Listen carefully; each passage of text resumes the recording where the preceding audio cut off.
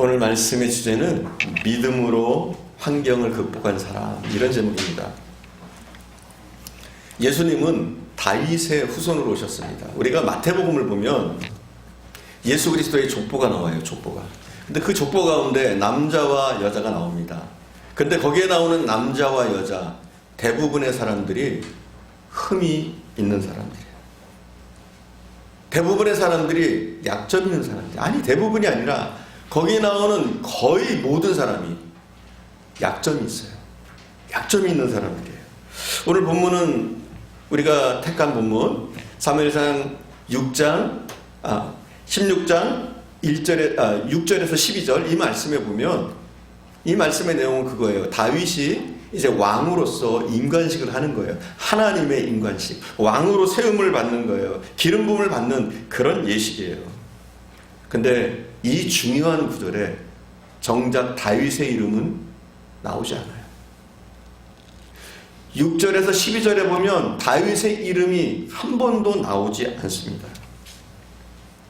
우리 함께 볼까요? 6절과 12절. 먼저 11절, 12절을 볼게요. 여기에 이제 쭉 나오는데 11절, 12절 함께 보겠습니다. 11절, 12절 함께 봉독합니다. 또 사무엘이 이새에게 이르되 내 아들이 다 여기 있느냐? 이새가 이르되 아직 막내가 남았는데 그는 양을 지키나이다. 사무엘이 이새에게 이르되 사람을 보내어 그를 데려오라. 그가 여기 오기까지 우리가 식사하지 않지 아니하겠노라. 이에 사람을 보내어 그를 데려오매 그의 빛이 붉고 눈이 빼어나고 얼굴이 아름답더라. 여호와께서 이르시되 그니 일어나 기름을 부으라 하시는지라. 아멘. 자, 오늘 본문 11절과 12절에 다윗에 대해서 7번 나와요. 근데 이름이 나오지 않아요. 그니, 그리고 양을 지키는 자, 막내, 이렇게 다윗을 표현합니다. 한마디로 얘기해서 다윗은 기름 붓기 전까지 무의미한 존재였어요. 별로 인정받지 못하는 존재, 그로 불리고 양치기로 불리고 막내로 불렸던 존재, 그가 누구냐? 다윗이에요. 그리고 13절에 가면 다윗이 기름 부음을 받습니다. 그리고 나서야 비로소 다윗의 이름이 나옵니다. 기름 부음을 받은. 다윗은 기름 부음을 받은 후 원래 이름을 되찾고 다윗이 되어지는 거예요. 그는 암흑이었습니다. 이름 없는 존재였습니다. 무시당하는 존재였습니다. 그러나 그를 통해서, 그의 씨를 통해서 예수 그리스도가 오십니다. 이게 하나님의 은혜예요. 버림받은 자, 쓸모없는 자, 별 볼 일 없었던 그 사람을 통해서 이스라엘 왕국이 세워지고, 그리고 그 씨를 통해서 예수 그리스도가 오시는 거예요. 우리가 드라마를 여러분 보시는지 모르겠는데, 드라마를 보면 이 주인공이 출생의 비밀을 가지고 있을 때 드라마가 더 재미있습니다. 훨씬 더 재밌어요. 긴장감도 있고. 그래서 출생의 비밀이라는 것은 묘한 긴장감을 나타내는데, 다윗에게도 출생의 비밀이 있어요. 그는 출생의 비밀을 가진 사람입니다. 성경의 여러 정황들을 볼 때 다윗은요, 이새의 친아들이 아니에요. 서자였던 것으로 분명히 보여지고 있습니다. 그래서 아버지를 아버지라고 부르지 못하는 그런 불행한 어린 시절. 성경을 통해서 볼까요? 우리가 익히 잘 아는 얘기부터 한번 해봅시다. 오늘 기름 부음 받는 장면이에요. 그렇죠? 기름 부음을 받는 장면인데 이새는 분명히 사무엘이 얘기해요. 너의 아들 중에 하나님이 택하신 자가 있고 내가 그에게 기름을 부을 것이다. 또 하나님도 말씀하셔요. 네가 이새의 집에 가서 그 아들 중 하나에게 기름을 부어라. 내가 제시하는 그 아들에게 기름을 부어라. 그랬더니 이새가 어떻게 합니까? 아들들을 데리고 오죠. 근데 어떤 아들을 데리고 와요? 7 아들을 데려옵니다. 그러니까 모든 아들을 데리고 왔어요. 근데 누굴 빠뜨렸어요? 다윗은 이새의 아들로 취급받지 못했어요. 거기에 모인 아들들 가운데 다윗은 존재하지 않았습니다. 그래서 사무엘이 얘기해요. 너에게 이 아들 7뿐이냐?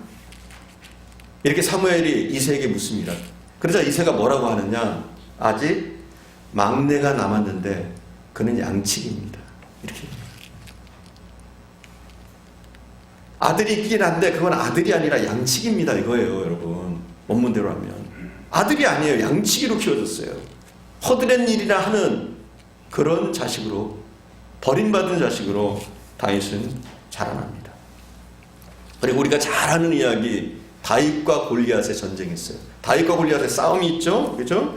그 싸움 내용을 이렇게 가보시면 사무엘상 16장에 보면 다윗은 분명히 사무엘장 오늘 본문에 보면 하나님의 기름 부음을 받고 왕이 된 거예요. 왕으로 인정함을 받은 거예요, 다윗은. 그런데 17장에 보면, 사무엘상 17장 17절 이하에 보면 이새는 여전히 다윗을 어떻게 보느냐, 허드렛 일이라 하는 그런 종 같은 아들, 이렇게 봅니다. 그냥 종 같은 아들. 그래서 이새는 다윗에게 무엇을 시키느냐, 심부름을 시켜요. 전쟁에 나간 형들에게 먹을 것, 간식거리를 가져가는 그런 심부름을 시켜요. 여러분, 종도 있을 거 아니에요, 이새에게. 근데 다윗을 보내요.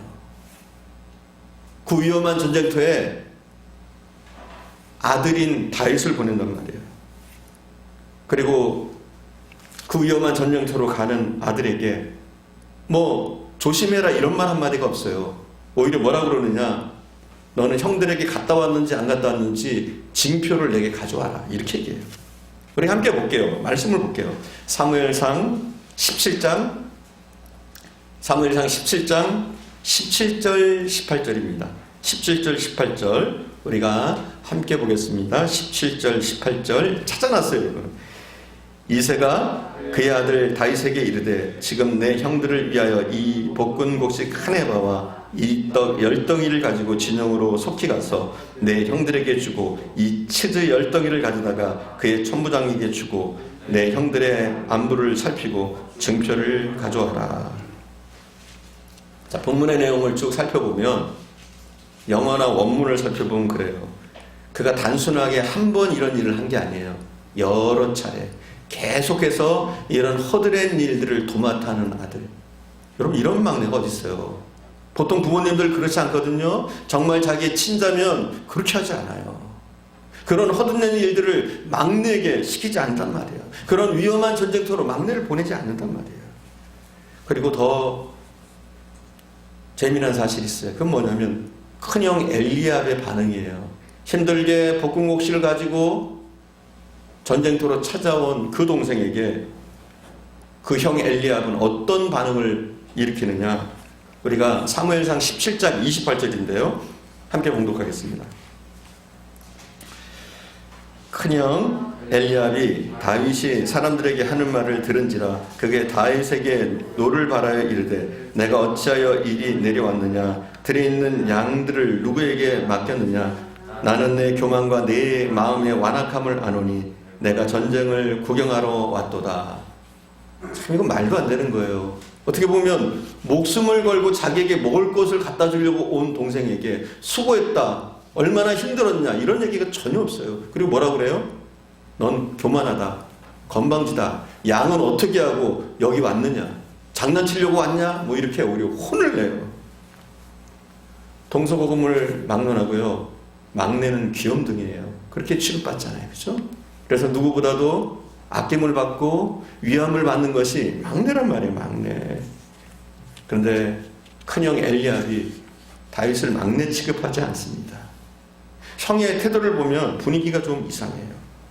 아버지에게 아들로 취급받지 못하는 아들, 형제들에게 동생으로 취급받지 못하던 아들, 천덕꾸러기, 집안의 굳은 일만 하던 그런 사람이 누구냐? 다윗이었던 것을 보게 돼요. 그의 아버지도 그의 형들도, 그리고 다윗 자신도 자신이 왕제라고 생각하지 않아요. 왕의 제목이라고 생각하지 않아요. 기름 부음을 받았는데도 그런 생각을 할 수 없을 정도로 그의 환경은 비천했습니다. 고통스러웠습니다. 다윗을 전쟁터로 보내던 그 아버지도 다윗 걱정은 하나도 하지 않아요. 그 어린 자식을 걱정하지 않는단 말이에요. 그리고 증표를 가져오라고 하고, 그 형 엘리압도 얘야 여기는 어떻게 왔냐, 왜 네가 왔어, 종을 보내지. 그리고 돌아가는 다윗에게도 몸조심해야 돼, 조심해서 가라, 이런 당부를 했을 거란 말이에요. 전혀 그렇지 않아요. 다윗은 정상적인 아들, 정상적인 동생이라고 보여지지가 않아요. 여러 증거들로. 그리고 다윗이 썼던 이 시편을 보면 다윗의 출생의 비밀들이 보여져요. 다윗이 자기 심정을 하나님께 토로한 것들이 있어요. 그죠? 시편에 보면. 그런데 시편 27편 10절에 보면 우리가 함께 읽어봅시다. 이것도 27편 10절 함께 봉독하겠습니다. 내 부모는 나를 버렸으나 여호와는 나를 영접하시리이다. 뭐라고 표현해요? 내 부모는 나를 버렸다. 버린 자식이었다. 이렇게 표현해요. 하지만 누가 버리지 않았어요? 여호와는 나를 버리지 않으시고 귀하게 맞아주셨다. 이렇게 표현하고 있습니다. 그리고 여기서 버렸다는 이 동사도요, 그냥 일시적으로 버림받은 것이 아니라 지속적으로 버림받은 상태로 살았다. 이렇게 하나님 앞에 토로하고 있는 거예요. 자, 그리고 시편 69편 8절에 보면 여기도 한번 읽어볼까요? 함께. 내가 나의 형제에게는 객이 되고 나의 어머니의 자녀에게는 낯선 사람이 되었나이다. 형제에게 어떻게 여김받았어요? 객처럼 여김받았어요. 나의 어머니의 자녀에게도 낯선 사람이 됐대요. 자, 다윗은 그의 심정을 이렇게 토로하고 있어요. 그리고 시편 51편 5절에 보니까 그는 그의 출생을 굉장히 어떻게 보면 부정적으로 보고 있는 것을 보게 돼요. 우리가 함께 봅시다. 함께 다시 봉독합니다. 내가 죄악 중에 출생하였으며 어머니가 죄 중에서 나를 잉태하였나이다. 다윗은 이렇게 표현하고 있어요. 출생의 비극적인 사실을 그는 숨기지 않고 드러냅니다. 자, 그리고 좀 더 스토리가 나와서 좀 앞으로 나와서 다윗이 이제 왕이 됐습니다. 왕이. 자, 왕이 됐으면 그의 형들이 친형이라면 7명의 형이나 있잖아요. 그리고 그 형제들은 전쟁에서 다듬어진 용사들이에요. 용사, 형들이. 그런데 그 형들의 이름이 나오지 않습니다. 적어도 친형들이라면 요직을 맡았을 거예요. 뭐 국방부 장관이라든지 총사령관이라든지 뭐 이런 벼슬들을 아마 형들이 도맡아서 했을 거예요. 그런데 다윗이 왕으로 딱 등극한 이후에 형들의 이름은 전혀 나오지 않습니다. 아예 언급조차 되지 않아요. 마치 다윗에 의해서 숙청이라도 당한 듯이 형들의 이름은 존재하지조차 않습니다. 그리고 오히려 홍길동에게 몰려든 민초들처럼 다윗을 쫓아왔던 버림받았던 사람들, 불량배들, 서자들, 이런 사람들이 다윗 왕국의 다윗의 군사가 되어집니다. 특별히 그의 누나의 아들들이 이 이스라엘 왕국의 주요 요직을 차지합니다. 다윗은 서자였을까요? 성경에 여러 가지 증거들, 그리고 히브리서 전승을 근거로 하면 우리가 쉽게 결론을 내릴 수 있는데 7명의 형들은 다윗과 피 한 방울 섞이지 않은 그런 형제들이었다. 배다른 형제들이었다. 이렇게 보여집니다. 우리가 다윗을 볼 때 그는 사랑받은 막내 아들이었다. 이렇게 생각하기 쉬워요. 그는 평탄하게 인생을 살았을 것이다. 막내로서 보호받으면서 살았을 것이다. 이런 생각을 해요. 그는 환경이 좋았을 것이다. 그러나 그렇지 않더라고요. 다윗의 환경, 다윗이 자라왔던 여건을 보면 그 누구보다도 철저하게 불행하고 버림받은 인생이었다는 것을 보게 돼요. 파란만장한 인생을 살았습니다. 사람 대접받지 못하고 어린 시절을 보냈습니다. 역대상 2장에 보면 다윗의 누나들이 나옵니다. 누나. 우리가 이것도 한번 이렇게 살펴볼까요? 역대상 2장 16절인데요. 함께 봅시다. 2장 16절 함께 봅니다. 그들의 자매는 스루야와 아비가일이라. 스루야의 아들은 아비새와 요압과 아사엘 삼형제요. 그의 누나가 나와요. 그의 누나가 누구냐? 스루야와 아비가일이에요. 그리고 스루야라는 그 누나에게서 아비새, 요압, 아사엘 삼형제가 출생을 합니다. 그리고 이 사람들이 이스라엘 요직을 차지했던 대단한 장군들이에요. 다. 다윗의 왕조의 실세들은 다윗의 조카들이었습니다. 누나의 자식들. 그리고 누나의 자식 가운데 아마사라는 사람이 또 나와요. 17절인데요. 2장 17절 찾아놨습니다. 한번 볼게요. 아비가일은 아마사를 낳았으니 아마사는 아버지 이스마엘 사람 예델이었더라. 아멘. 자, 그 누나 아비가일에게서 누가 나오느냐? 아마사가 나왔다. 이 사람도 대단한 장군이 이스라엘에.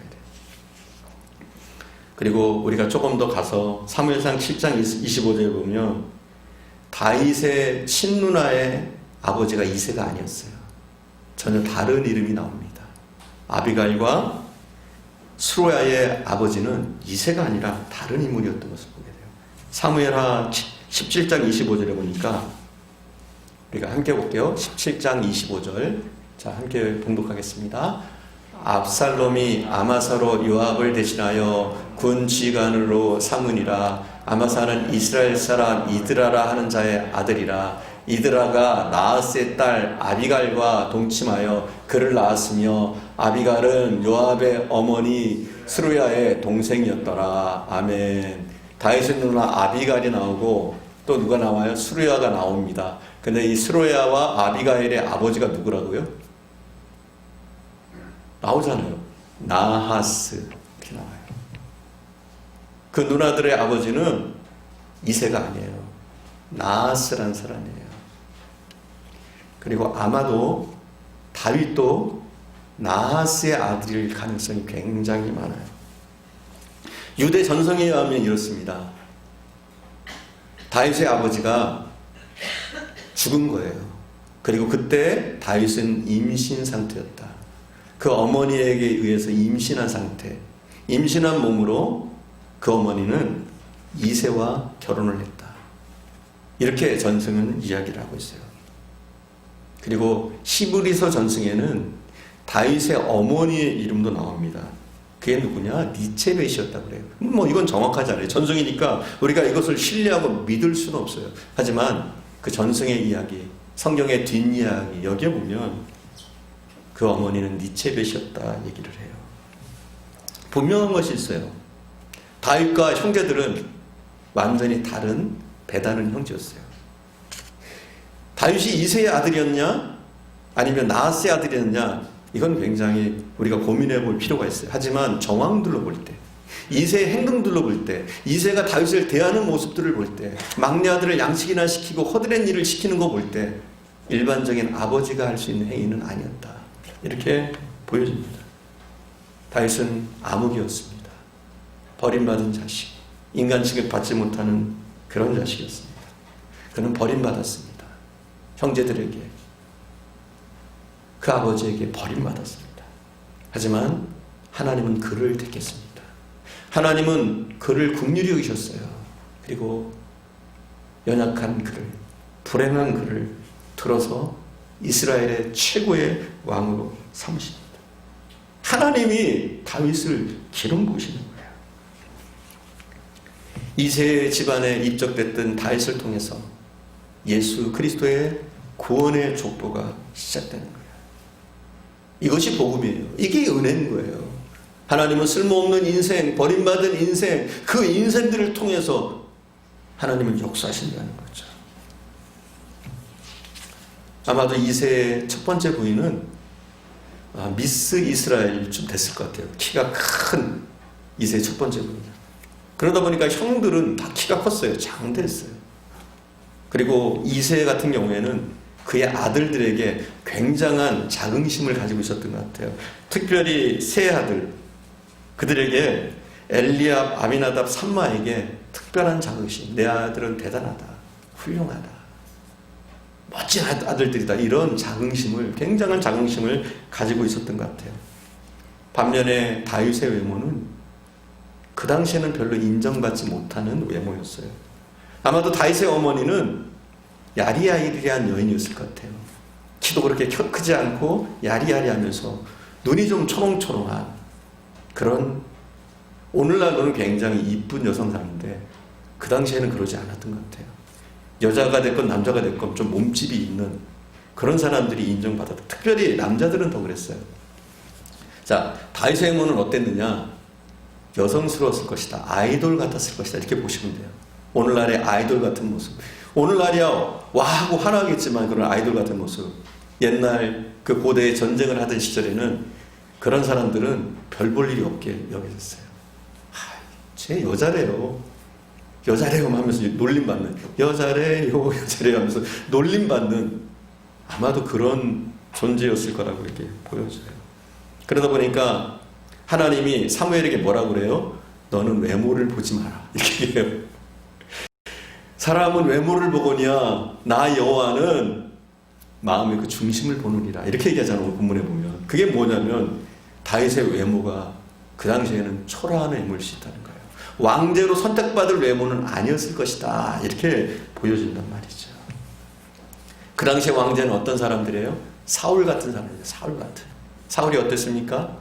키는 보통 사람보다, 보통 남자보다 머리 하나는 더 크고 기골이 장대하고 근육질인 그런 사람들이 왕제로 인정받고 장군으로 인정받던 시절. 그런 시절에 다윗은 키도 그렇게 크지 않고 뭐 근육질이지도 않고 오히려 여릿여릿해 보는 아이돌 같은 이미지에 별 볼 일 없어 보이는 그를 하나님은 이스라엘의 전무후무한 왕으로 세우셨어요. 다윗이 서자였냐? 우리가 살펴본 대로 충분한 증거들이 있어요. 성경적인 증거, 유대 전승의 증거들이 있습니다. 하지만 성경이 정확하게 다윗은 서자였다 이렇게 기록하고 있질 않아요. 그래서 반론이 제기될 수 있지만 성경의 증거들을 보면 다윗은 적어도 2세의 서자이구나, 아니면 아직 2세의 아들이 아니고 오히려 나하스의 아들, 그 누나라고 하거든요. 다윗은 누나 아비가일과 그리고 스루야는 그 아버지가 나하스였다고 그래요. 다윗은 누나라고 불렀어요. 누나였어요. 그런 차이점을 우리가 보게 됩니다. 다윗은 불행한 인생을 살았습니다. 그러나 다윗은 상처 입은 치유자로 이스라엘 역사의 무대에 등장합니다. 상처 입은 치유자로 유대 역사의 무대에 등장해요. 그리고 하나님은 이 상처 입은 치유자를 통해서 이스라엘 역사상 가장 찬란한 왕국을, 그리고 가장 대단한 왕으로 다윗을 쓰십니다. 마치 건축자들의 버린 돌이 모퉁이 돌이 되어졌던 예수 그리스도처럼 다윗은 버림받은 자였지만, 상처 속에 살았던 사람이지만 하나님은 그를 들어서 이스라엘을 구원하십니다. 다윗은 상처 속에 자랐습니다. 굉장히 고통 속에 자란 거예요. 그리고 우리가 많은 상처가 있지만 상처 가운데서 가장 고통스러운 상처가 거절감으로 인한 상처래요. 그래서 우리가 편애하면 안 돼요. 자녀를 절대로. 왜냐하면 거절감을 경험하거든, 자녀들이. 누구 하나를 편애하고 누구 하나를 좋아하면 그 반대의 입장에 있는 자녀들은요, 굉장히 감정이 상하고요, 이 거절감이 생기는 거예요. 상실감. 이것만큼 고통을 주는 게 없어요. 거절감의 상처가 가장 큰 상처인데, 이 거절감의 상처 가운데서도 나의 친족에게 당한 거절감, 나의 형제에게, 나의 부모에게 거절당하는, 업신여김을 당하는 그런 상처를 받을 때 그 상처는 영원히 간다고 그래요. 씻을 수 없는 상처가 되어진다고 그래요. 다윗의 상처가 그랬어요.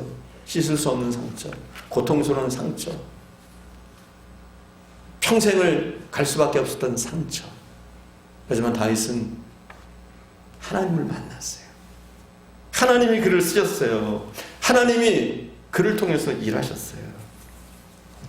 다윗은 상처 가운데 자랐지만 하나님의 긍휼과 은혜로 치유받고 오히려 하나님의 마음을 시원하게 해드리고 백성을 치료하는 치료자가 되어집니다.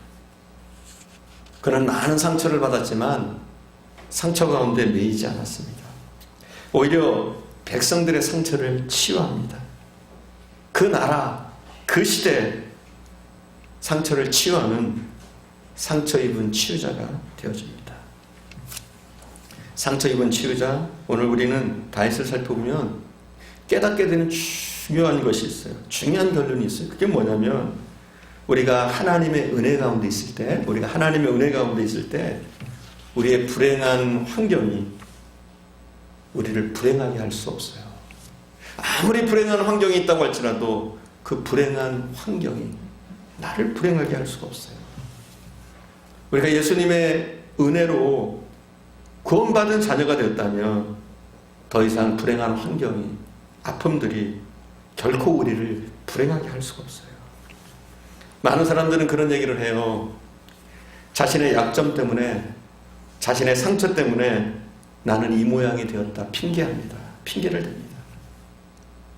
그래서 이렇게 얘기하죠. 마치 불행한 삶이, 초라한 인생이, 품격 없는 언어가 자신이 살아왔던 환경 때문이다. 이렇게 변호할 때가 많아요. 핑계를 댑니다. 그러나 우리는 다윗 앞에서 그런 얘기 할 수가 없어요. 다윗이 얼마나 처절하게 고통스러운 인생을 살았습니까? 불행한 환경을 살았습니까? 얼마나 많은 상처를 받고 거절감 가운데 지냈습니까? 그러나 다윗은 이 모든 상처와 거절감 다 이겨냅니다. 상처는 결코 우리가 하나님 앞에 나가는 방해꾼이 될 수는 없습니다.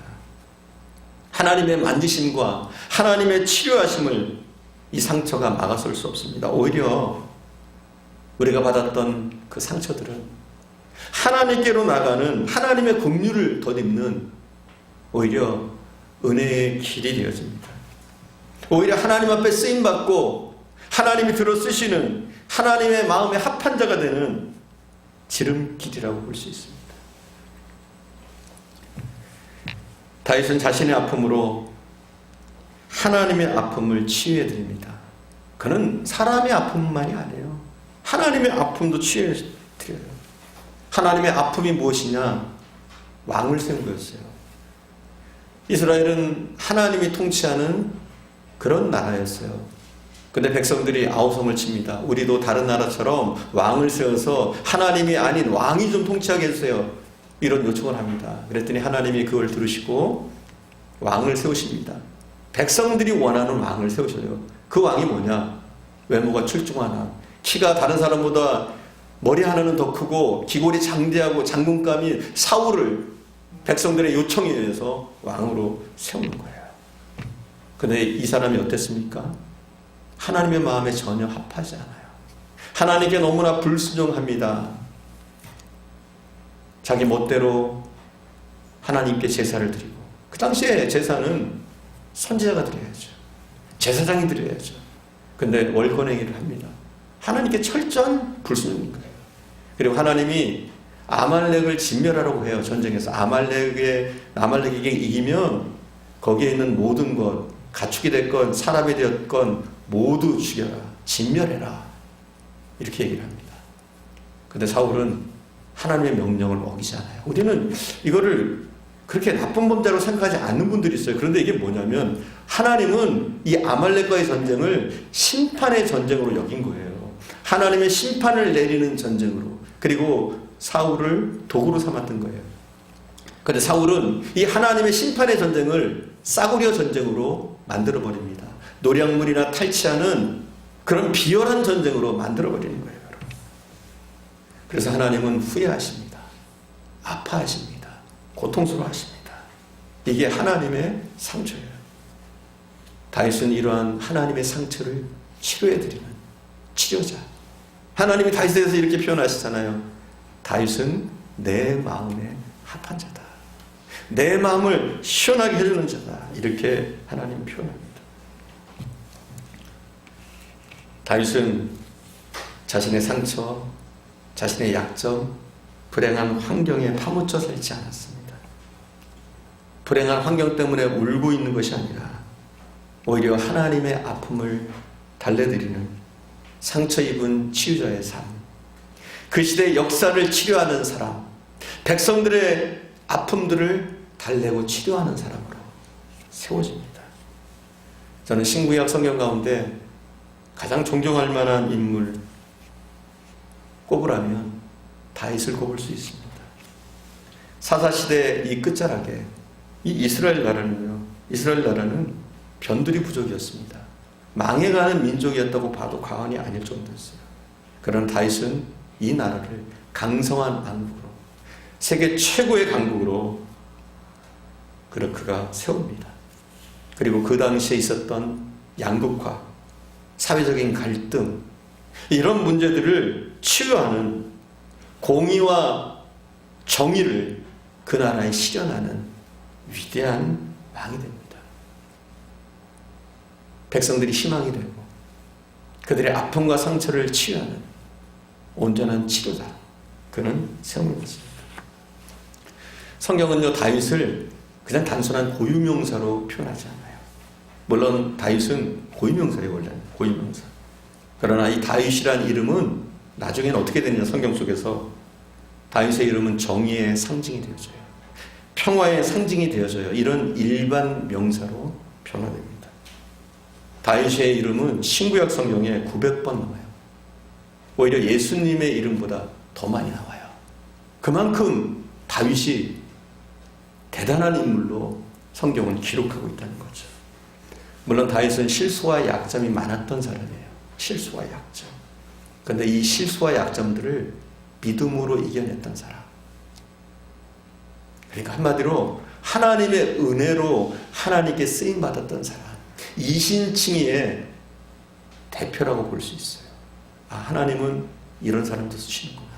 하나님이 쓰시면 이런 사람도 이렇게 될 수 있구나. 이것을 우리에게 알려주는 사람.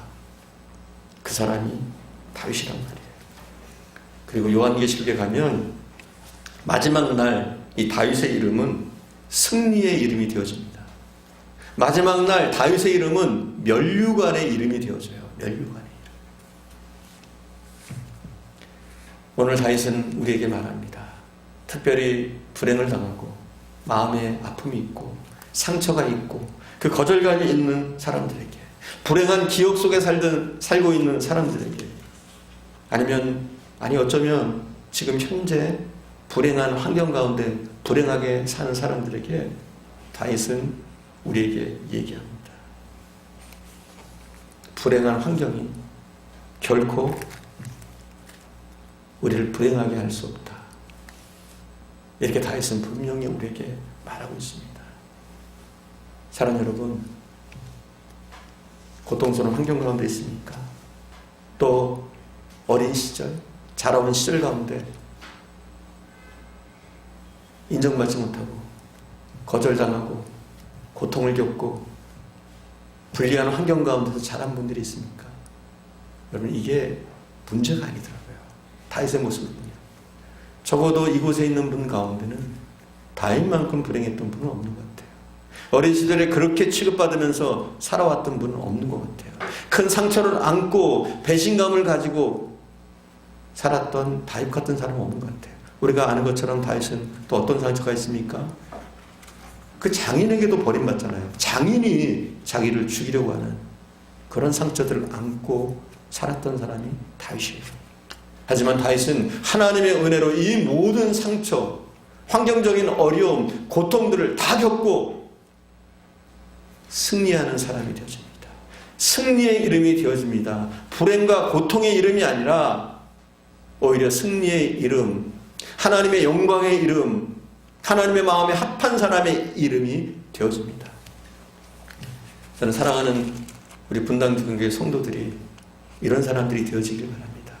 환경이 어찌했건, 우리의 지금 가지고 있는 여건이 어떻건, 내가 자란 환경, 내가 겪었던 그 고초와 한이 어땠건, 그건 이제 무의미해요. 주님의 은혜 가운데 있기만 하다면 우리는 얼마든지 우리의 환경, 우리의 아픔들을 극복하고 하나님이 이 시대에 쓰시는 사람으로 세워질 수 있는 줄 믿습니다. 기도하겠습니다.